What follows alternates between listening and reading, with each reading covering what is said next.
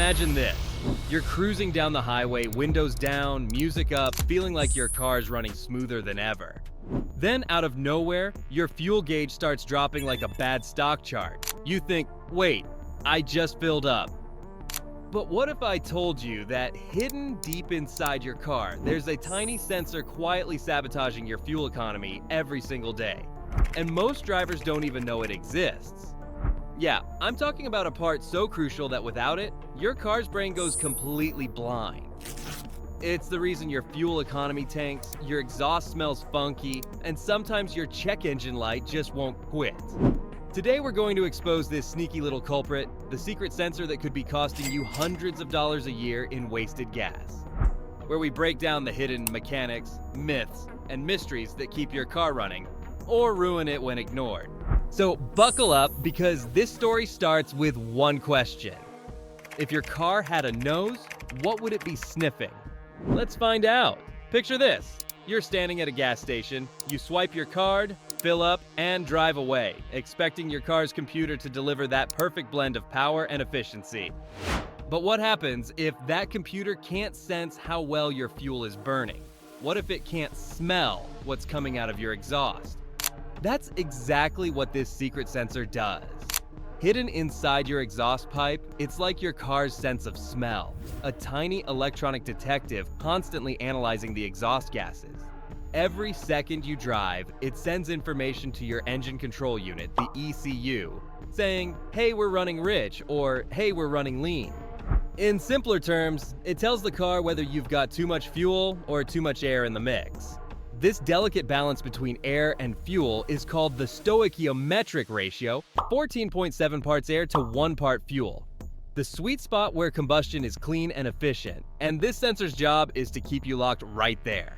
Sounds simple, right? But here's where things get tricky. Over time, this sensor gets coated with carbon, oil, or even residue from cheap fuel additives. And when that happens, it starts lying. It begins to send the wrong data to your car's brain, your ECU, trusting that data like gospel makes wrong decisions. It might inject too much fuel thinking the mix is lean, or cut back fuel when it's actually rich. Either way, you lose. The result? Lower mileage, rough idling, and that annoying check engine light staring at you like a teacher waiting for homework you forgot to do. And here's the kicker. You could be losing up to 30% of your fuel efficiency without even realizing it. That's not just a few drops of gas. That's potentially hundreds of dollars every year, quietly vanishing because of a $50 sensor. But before we name this mysterious little spy, let's talk about how it became one of the most misunderstood parts of modern cars.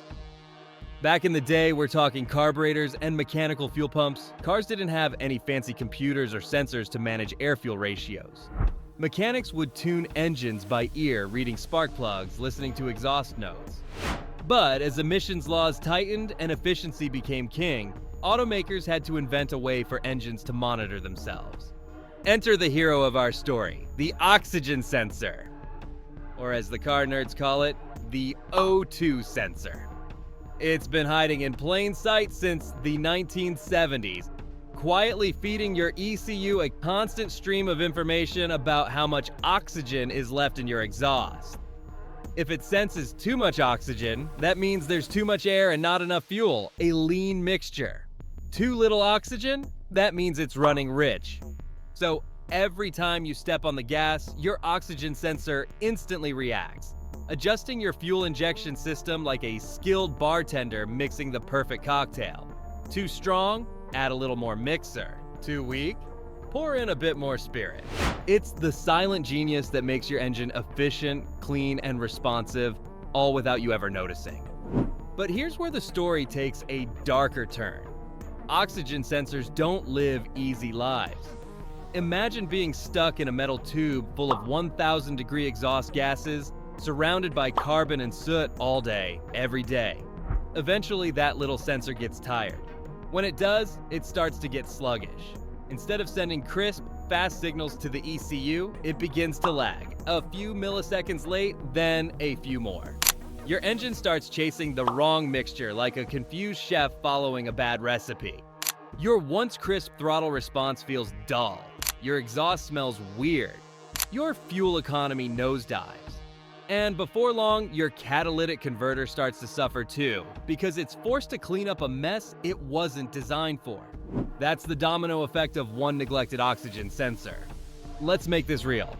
Meet Sam, average car owner, daily commuter, drives a 10-year-old sedan. Sam notices he's filling up his tank more often lately, but blames it on bad gas or traffic. One day his check engine light pops on. He shrugs it off. The car still runs fine, right? A few months later, he fails his emissions test, his car starts sputtering at red lights, and the mechanic hands him a bill that makes his wallet cry. New catalytic converter, spark plugs, and fuel injectors.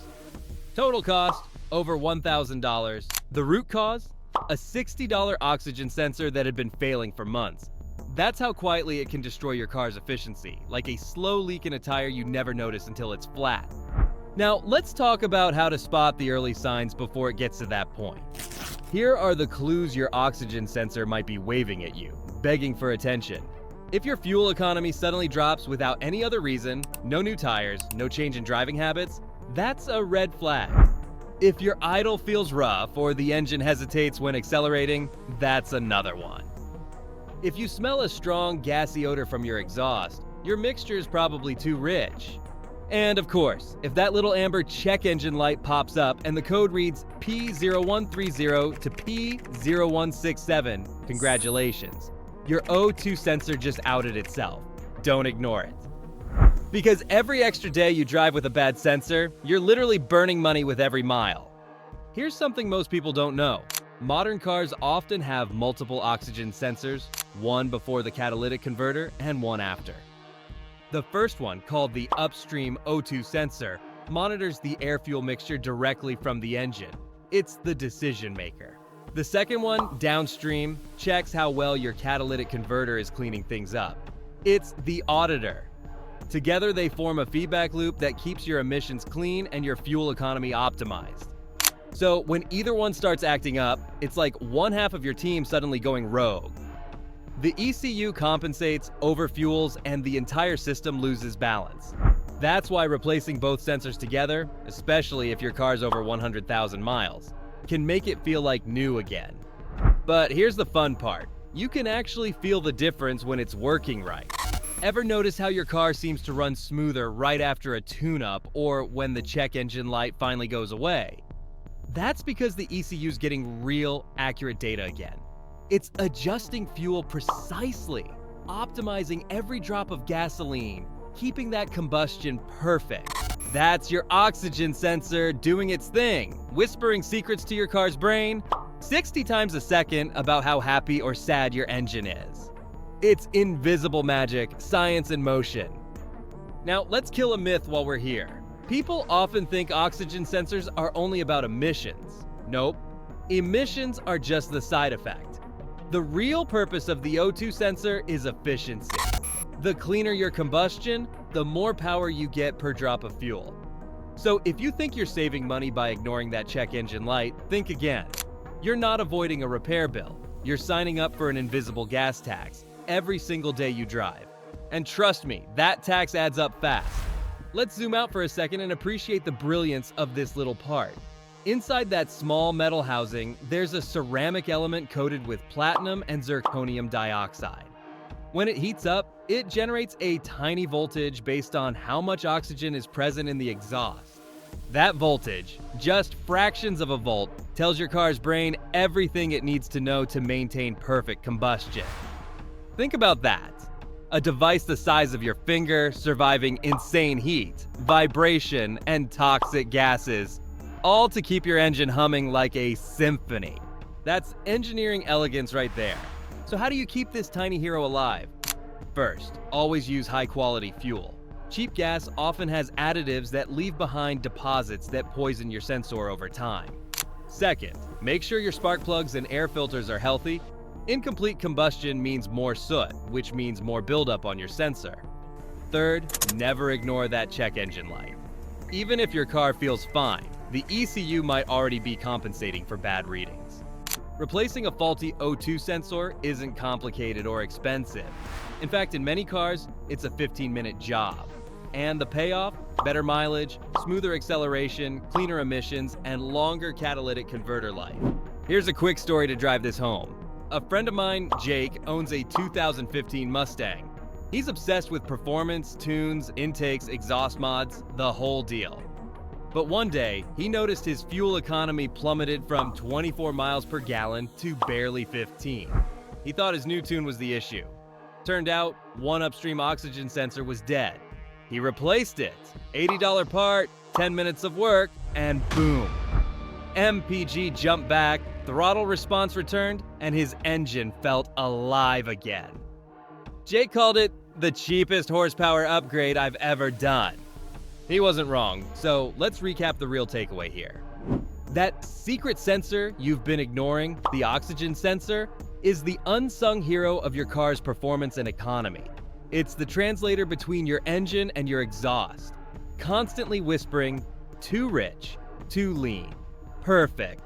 It keeps your engine efficient, your emissions clean, and your wallet a little heavier. But when it fails, your car goes blind. It wastes fuel, pollutes more, and slowly destroys expensive parts downstream.